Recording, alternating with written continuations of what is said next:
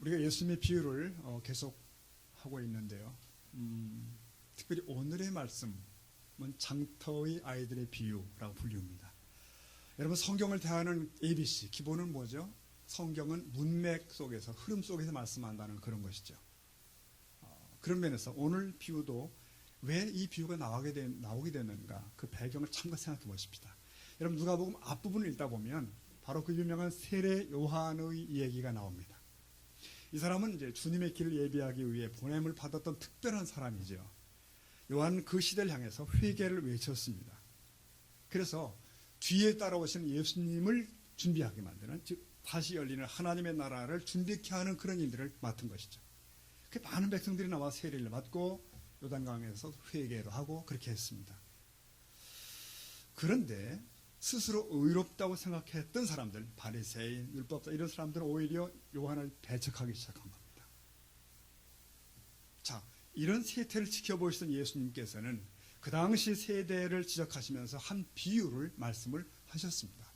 그 비유가 바로 장터의 아이들의 비유예요. 아시겠죠? 자, 여러분, 장터에서 노는 아이들이라는 말 상상이 되시죠?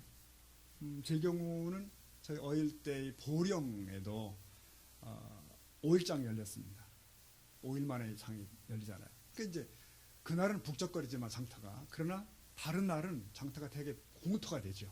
그래서 그 공터에 아이들이 뭐 줄넘기, 고무줄놀이, 소꿉놀이 이런 걸 이제 했던 것 같습니다. 예수님 당시에도 마찬가지였어요. 아이들은 자기들이 살고 있는 마을에서 행해지는 그런 어른들의 풍습을 본따서 이게 흉내내면서 이제 놀이를 했습니다. 그래서 그 인기 있는 놀이 중에 하나가 결혼식 놀이였다는 거예요. 그 당시에. 주로 남자애들이 즐겼다고 그러네, 그건. 장가고 싶었는지 벌써부터. 하여튼 즐겼다는 거예요. 근데 어떤 아이는 신랑과 신부 역할을 맡고 또 다른 애들은 뭐 음악도 연주하고 이게 역할을 분담을 했다는 거죠. 그래서 막 즐겁게 놀다가 보니까 저쪽에 참여 안 하고 있는 애가 있는 거예요. 야, 너 이리 와. 여기 참여해. 가 노래 불러 너. 근데 저 아이는 뭔 생각을 하고 있는지 다른 생각하고 있고 난 안 한다. 그랬다는 거죠. 자, 이런 경우에 이 아이들이 저 아이를 비난하기 시작하는 겁니다. 자, 그리고 또 한쪽에서는 장례식 놀이가 있는 겁니다. 주로 여자아이들이 많이 했다고 그러네요. 이 놀이 역시 마을에서 이제 행해지는 풍습에 따라서 애들이 했겠지요. 그래서 한쪽에서는 곡을 하고 뭐 울며 이런 걸 했고, 저쪽서는 이 슬픈 음악을 연주하는 흉내를 냈다는 것입니다. 자, 그러다가 이 놀다가 또 보니까 저쪽에 아무것도 안 하고 가만히 있는 아이가 있어요. 그런 아이들이. 그러면 너희는 왜 그러고 있냐? 빨리 와. 같이 불러. 뭐 이렇게 곡을 해. 근데 이제 참여를 안 하게 되고, 그럴 때 또 저 아이를 헐뜯게 되고 빈정거리는 일이 있었다는 거죠. 여러분, 예수님은 맨 첫 구절 31절 보면 이르시되 이 세대의 사람을 무엇으로 비유할꼬? 라고 물으시고 이 비유를 주시는 겁니다. 즉, 이 세대의 사람들, 예수님 당시의 사람들과 그 상황을 설명하기 위해서 이 장터의 얘기를 하는 겁니다. 그러면 그 당대에 이 세대의 사람은 누굴까요? 그 사람들은 누굽니까? 그들은 결혼식 놀이와 장례식 놀이를 하는 아이들을 말한 것입니다. 그러면 함께 장단을 맞추고 놀아줘야 하겠지만 꿈쩍하지 않고 있는 저 아이들, 너희도 춤을 춰라, 울어라 할 때 안 하고 있는 그 아이들은 누굴까요? 놀이를 하는 아이들은 당시의 유대인과 바리새인과 서기관들, 이런 주류 그룹들입니다. 그런데 이들의 요구에 꿈쩍 않고 버티고 있는 아이들은 세례 요한입니다. 그리고 예수님을 얘기해요. 정리가 되시죠? 장례식 놀이. 자, 장례식 놀이는 또 특히 누구와 연계되면 좋겠는가? 세례 요한이라고 생각합니다. 33절 보시면 같이 읽어볼까요? 세례 요한이 와서 떡도 먹지 아니하며 포도주도 마시지 아니하며 너희 말에 귀히 들렸다. 이렇게 비난했다는 것이에요.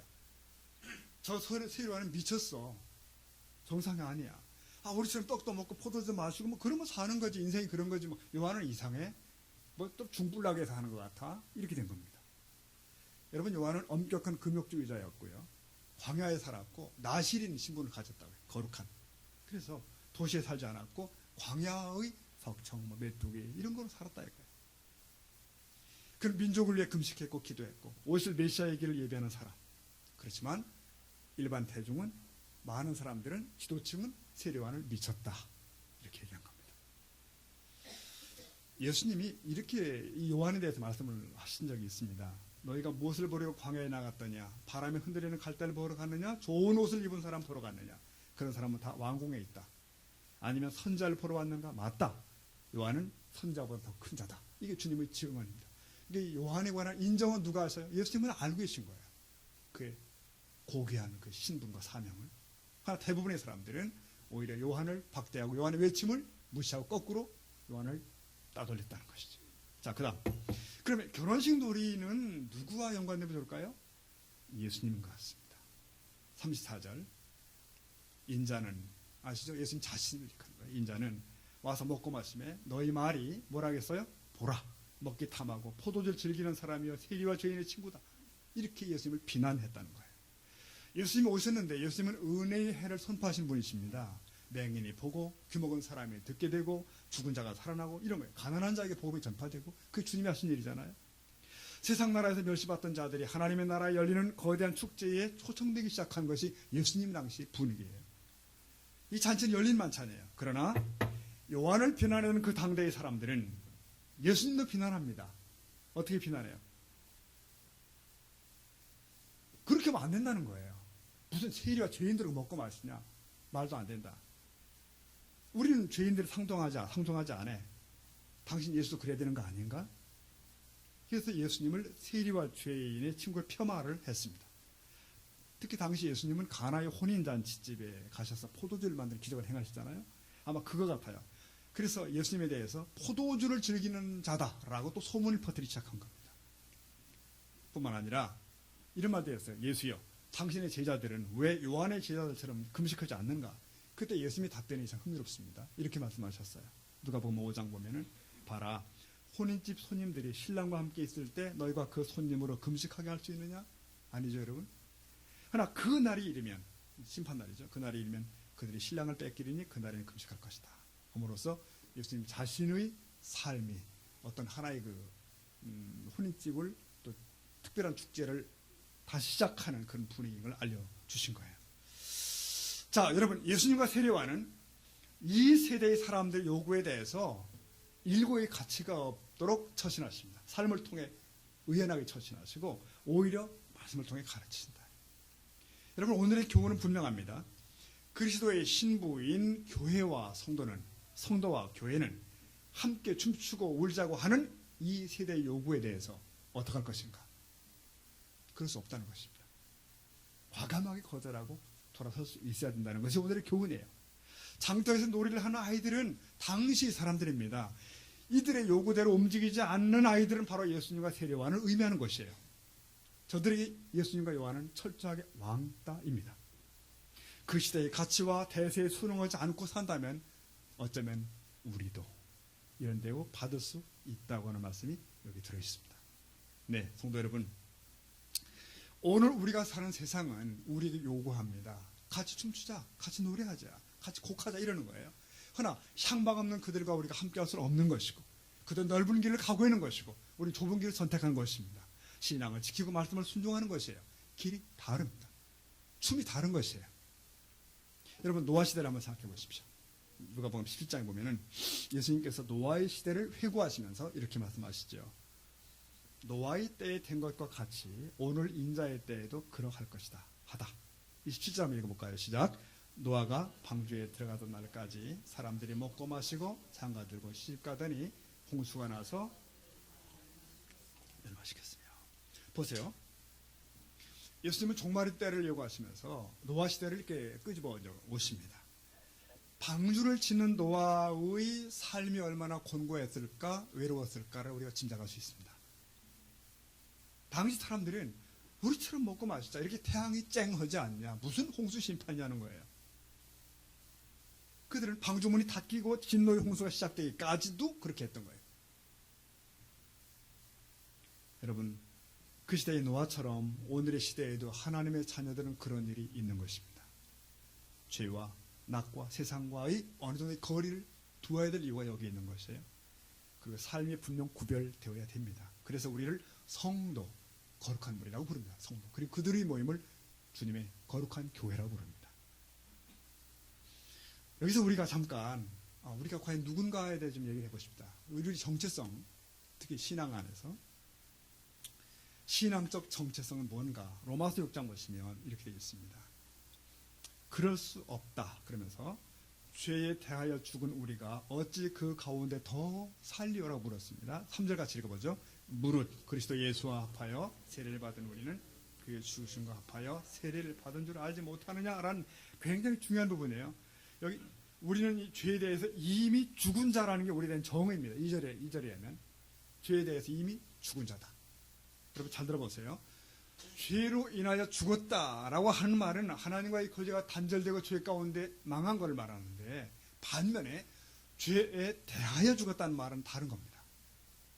죄에 대하여 죽었다는 말은 죄에 무반응하다는 것이고 죄에 속하지 않았다는 것을 의미하는 것이에요.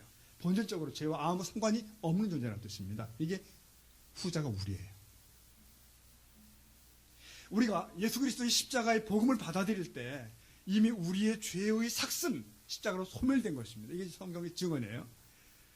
그래서 우리는 첫 아담의 원죄에 속한 자가 아니라 둘째 아담인 예수 그리스도의 생명에 속한 자입니다. 여러분 믿으시나요? 이게 성경의 얘기입니다. 그 설명을 3절에 보면 예수님과 합하여 세례를 받았다. 무슨 뜻이죠? 예수님과 한몸 되어서 십자가에 죽었고 예수님과 한몸 되어 다시 부활했기 때문에 우리는 과거에 묶인 자가 아니라는 뜻이죠. 비록 내가 살면서 옛 죄의 습관에 노출되기도 하고 간간히 넘어지기도 합니다. 그러지만 그럼에도 불구하고 우리는 거기에 속한 자는 아닙니다. 소속은 다릅니다. 이미 승리를 보장받은 자입니다. 성령 안에서 하나님과 교통하는 삶을 산다. 그게 성도죠. 그래서 우리는 이 사도 바울처럼 이걸 해볼 필요가 있어요. 사도 바울은 종종 나는 죽었다 그런 표현을 자주 했습니다. 한번 따라 하십시다. 나는 죽었다. 이게 무슨 뜻인지 아십니까? 나는 죄에 대하여 죽었다는 그런 뜻이에요. 죄에 대하여 죽었다. 이게 죄와 무관하고 죄에 속하지 않았고 죄의 지배를 받지 않는 자라는 그런 확인입니다. 죄의 종이었던 우리가 우리의 옛사람의 죽음, 그 죄에 대해 죽음을 자주 상기해야 될 이유가 뭔가? 그것은 우리가 자기를 잊기 때문에 그래요.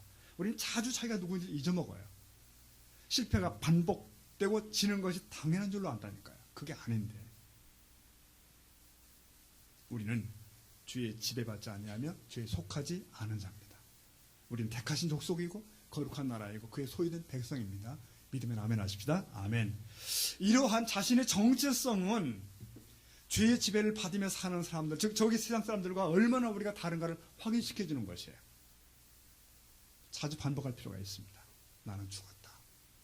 막 그 죄의 문제가 어떤 유혹이 우리를 계속 심각하게 밀고 들어올 때는 중얼거릴 필요가 있어요. 나는 죽었다. 이미 저쪽에 된, 그러니까 상관이 없는 거예요. 반응할 필요도 없는 것이에요.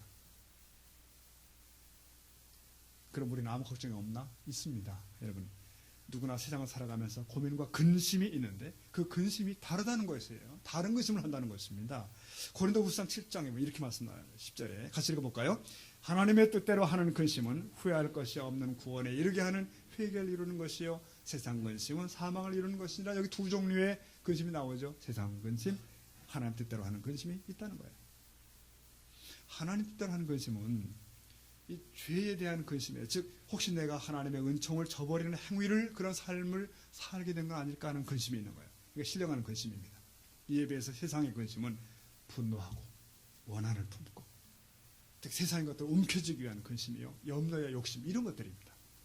우리가 어떤 근심에 주로 묶여 사는가를 돌아보셔야 돼요.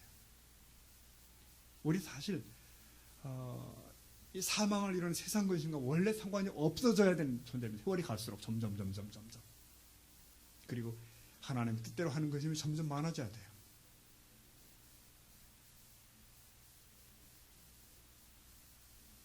이 세상의 사람들의 부름에 대해서 우리는 좀 굼뜨고 취미가 좀 다르고, 그래서 때때로 따돌림을 받고 그런 일이 있는 것입니다.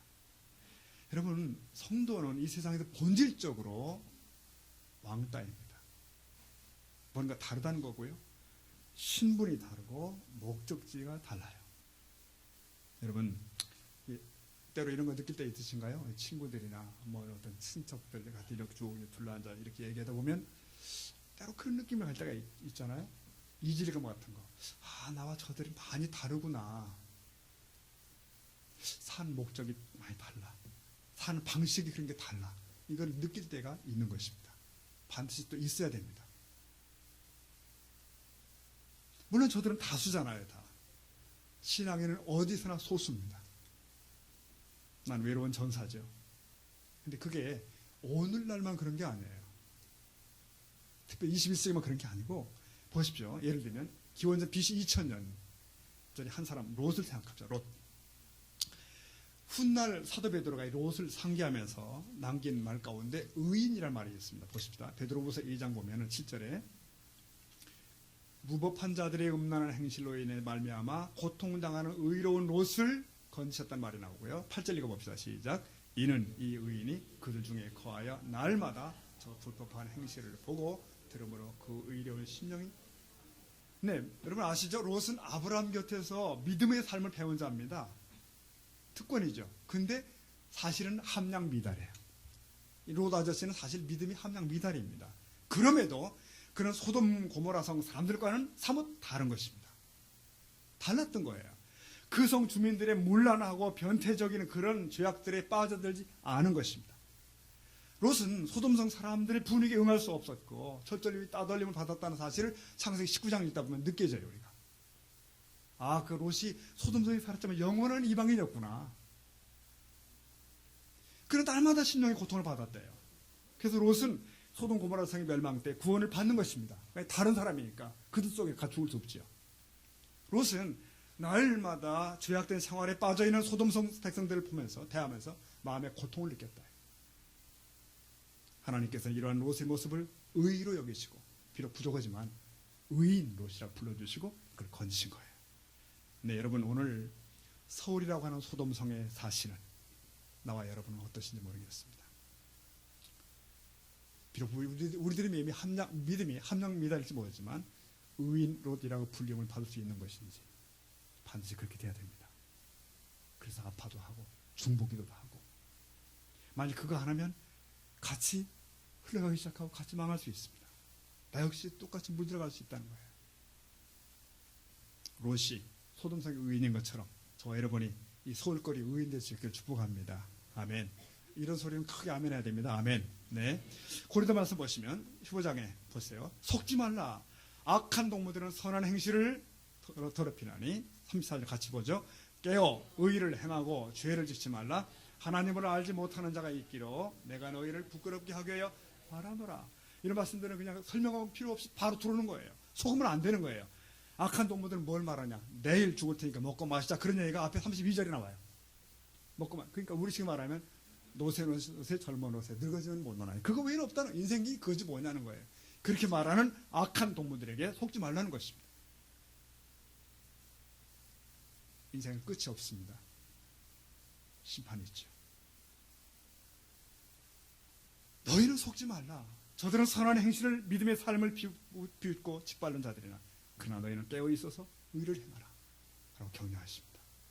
악한 동무는 누구냐? 우리를 계속 부추기는 자들이라는 겁니다. 세상에 낙을 부추기는 자들이고 그래요. 뭐 그들은 야 굳이 뭐 외로운 길 갈 필요가 뭐 있어, 좁은 길 갈 이유가 뭐가 있어라고 말하는 유사 기독교인들도 포함됩니다. 그들이 악한 동무들일 거예요. 우리는 무분별하게 저들의 소꿉놀이에 동참할 수 없다는 것이에요. 저들의 소리에 덩달아 곡하고 춤을 출 수 없다는 것입니다.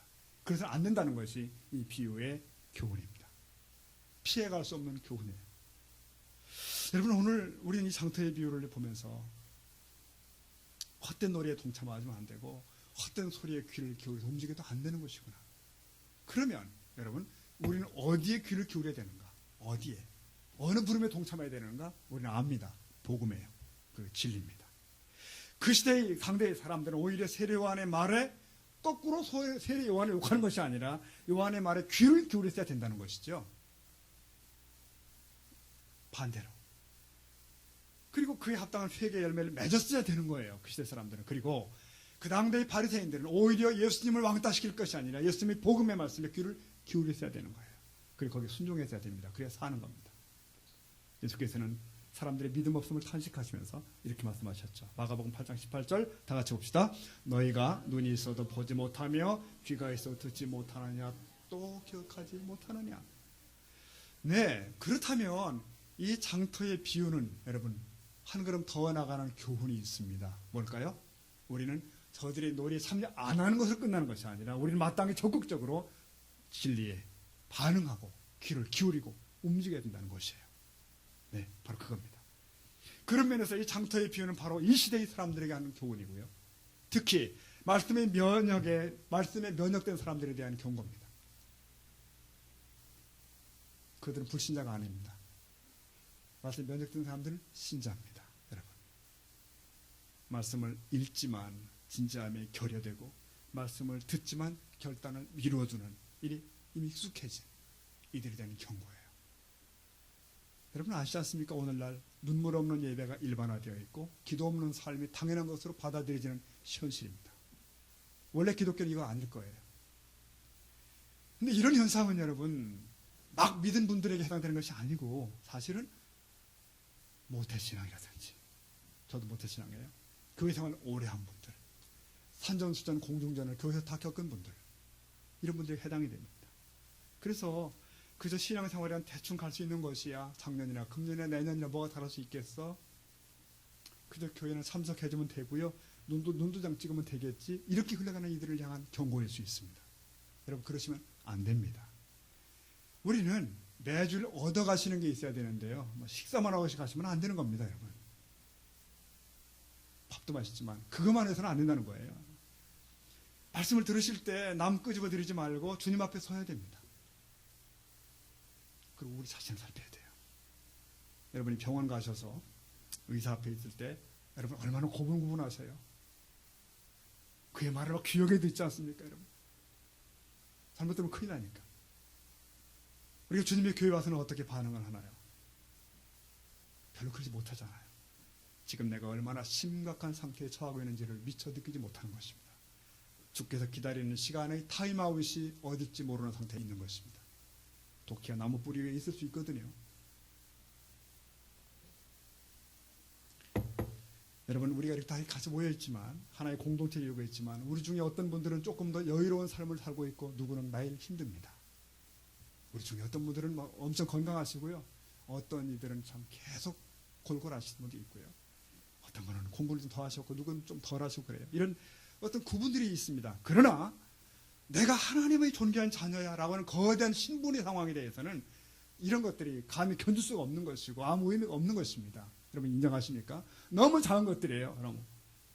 그래서 그저 나 같은 걸 받아주시고 하나님의 존귀한 자녀 삼으신 그 은혜가 너무 고맙기 때문에 여기 있는 것입니다. 그래서 우리는 주여 말씀하옵소서 내가 듣겠나이다. 이게 우리 정상이라고요. 아멘입니까? 이게 우리 정상이에요. 다른 것들이 무슨 견줄 일이 뭐가 있나요? 근데 저기 어떤 교회 가보면 어떤 이들은 오히려 내가 교회 나와준 것이 대단한 거예요. 나와주는데요. 예수 믿어주는 것이 너무 대단한 거예요. 여러분 그 무슨 이가 아십니까? 예수 믿어 내가 하나님의 자녀된 것이 내가 수지 맞은 거지. 내가 하나님 믿어줬기 때문에 하나님 수지 맞는 거 있나요? 그건 없다고요. 거꾸로 된 거예요 지금. 그래서 그런 분들은 기도를 해도 그저 그분의 음성을 들으려 하지 않고 내가 할 말만 사역벌이 끝나는 것이고, 성경을 암송해도 꼭 내가 좋아하는 것만 암송한다니까요. 예를 들면 마음은 원이라도 육신이 약하도다 이런 것만 해오시고, 왜 너희가 피 흘리기까지 싸우지 않았도다 그런 말씀을 왜 안 해오시냐고요. 근자에 국민일보에 났답니다. 뭐냐면 오늘날 교인들이 교회를 결정할 때 무엇을 기준으로 결정하는가, 거기 보니까 통계조사를 해보니까 대부분이 설교가 좋은 교회 이렇게 됐다는 거예요. 설교가 좋은 교회. 사실 맞죠. 정말 교회 선택은 말씀으로 결정하는 게 맞고 은사나 분위기나 다른 것들은 아닌 것 같습니다. 그런데 저는 이 통계를 가만히 보면서 들으면서 그분들에게 질문하고 싶은 거예요. 당신들은 왜 좋은 설교를 찾는가? 왜 찾는가? 혹시나 귀를 만족시키려는 것은 아닐까? 아니면 그렇게 살겠다는 것인가? 뭐냐 이거예요 도대체가. 왜 도대체? 좋은 설교 드리면 그래, 설교라도 좋은 설교 드리면 대리만족이 되잖아? 이런 것일까? 그러면 자기 영혼과 아무 상관이 없는 것이죠. 그것은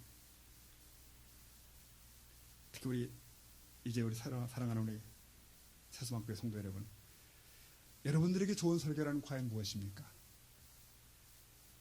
내게 좋은 설교는 무언가 생각해 보십시오. 좀 사실은 좀 부담스러워도 나를 지적해주고 잠든 영혼을 일깨우는 그런 말씀 나는 기대하는가? 아니면 나를 조금 더 느긋하게 만들고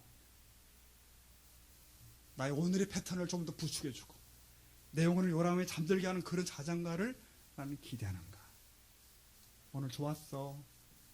즐겁더라고. 힘이 나네. 뭐 이 정도로 끝나는 걸 기대하시는 것일까? 목사님, 나를 부담스럽게 하지 마십시오. 그러면 다음 주에 나를 못 볼지도 모릅니다. 뭐 이런 거. 여러분, 요즘은요, 음식을 대하는 취향이 바뀌는 거 다 아시죠? 맛보다는 건강입니다.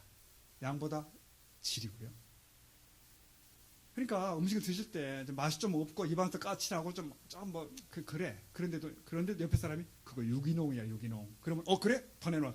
이렇게 되는 거죠. 유기농이면 끝납니다. 건강이 좋으니까. 이게 어쩌면 우리가 복음을 대하는 그런 자세, 그것이어야 되는 것이 아닐까. 말씀 그대로.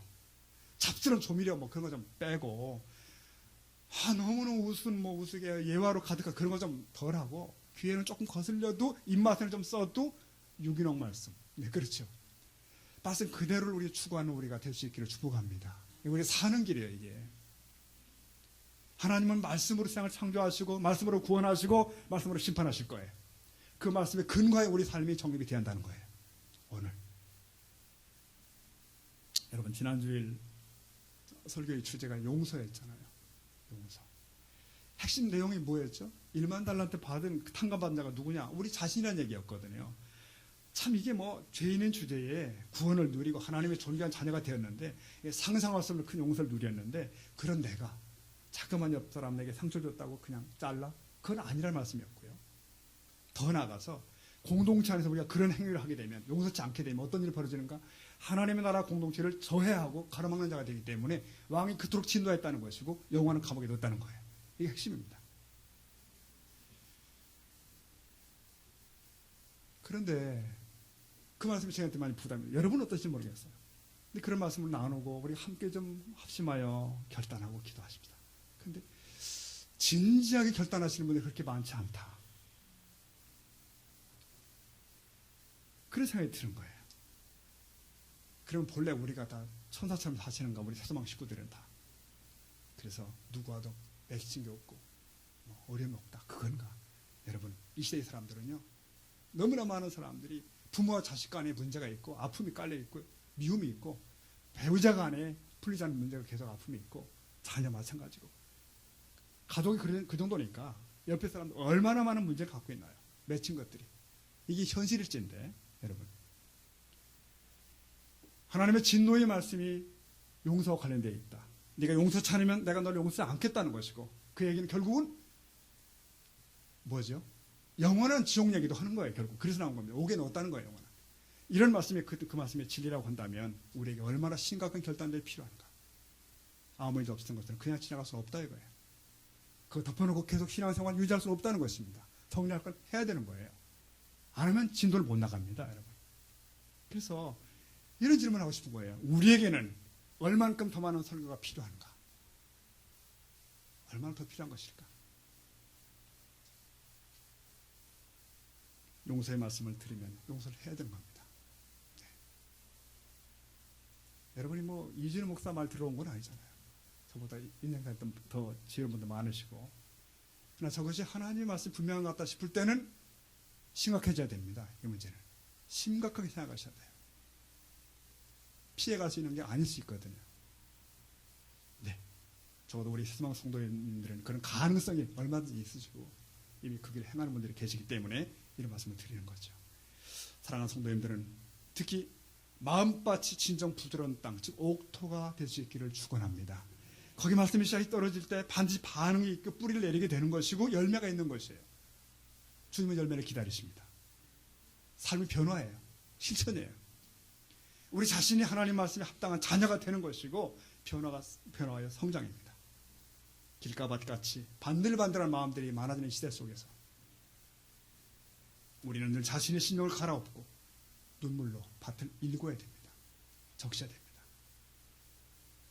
그래서 주의 말씀에 정확하게 반응하는, 세상에 반응하는 것이 아니라 그런 우리가 될 수 있기를 축복합니다. 말씀 매듭하겠습니다. 여러분, 우리가 몸담은 시대는 더도 아니고 덜도 아니고 노아 시대와 방불하고 롯의 시대와 비슷합니다.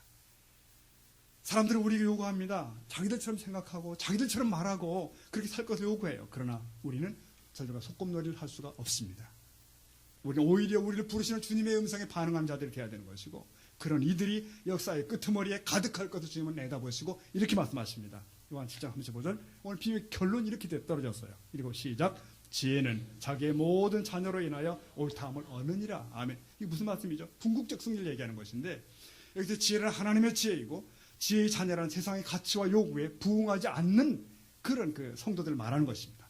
이들이 왕따일 수도 있고 바보도 될 수 있지만 그렇게 꿋꿋이 살다 보면 궁극적으로 하나님의 옳다 할 날이 있을 것이고, 그런 자들이 가득한 그날이 올 거라는 것이 35절에 담긴 하나님의 교훈이에요. 네, 순종 사랑하는 여러분, 그래서 우리는 진리에 철저하게 예민하게 반응하고 우리 믿음의 삶을 어제보다 오늘 더 쌓아가는 끝없는 변화와 성장에 있는 그런 삶이 될 수 있기를 다시금 주의 이름으로 축원합니다. 축원합니다. 아멘. 기도하겠습니다.